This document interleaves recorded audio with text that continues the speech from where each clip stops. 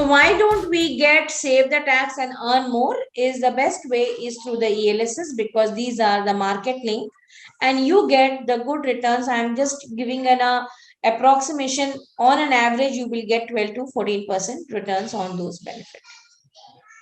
So that question comes at why I should do a SIP analysis or I should do a one time. This is the another topic, and I get a maximum question again on this side.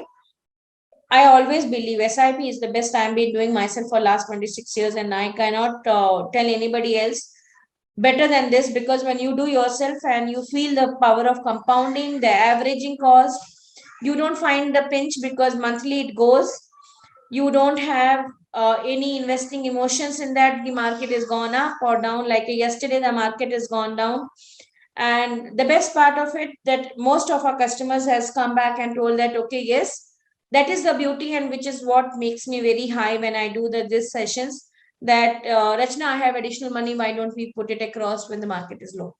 So it means that they have understood the concept of when to buy and when to sell.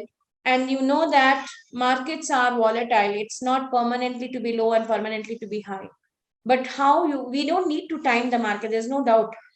But in case if you are sitting on FDs or a SB account, because they are giving you 3.5%, why don't I put it across? So keep the emotions aside whenever you're doing, have the best averaging. SIP is a good discipline. Don't wait till only proof day. Most of the time we go to the proof sessions or the seminars, they'll say my proof last day is on 20th of January or 24th of January. And they will be coming, can I have it all the proofs in one day? Or because most of the time when we are doing documentation, something goes up and down, then you have to make sure that you have to file and take the refund cycle is also 6 to 9 months plus. So it is better to a good discipline part in a tax planning is always declare properly, execute what you declare, give proofs on time so you don't have a refund part of it. So why SIP analysis? The issue in SIP analysis is ELSS is 3 years lock-in. As you have noticed, all the tax benefit ones are 3 years lock-in. So in case, let us say today is 27th, I have my SIP day. So I will be able to avail 27th of November 2022, 23, 24. 24. The next month, I will be still availing only that amount. It's not that total amount.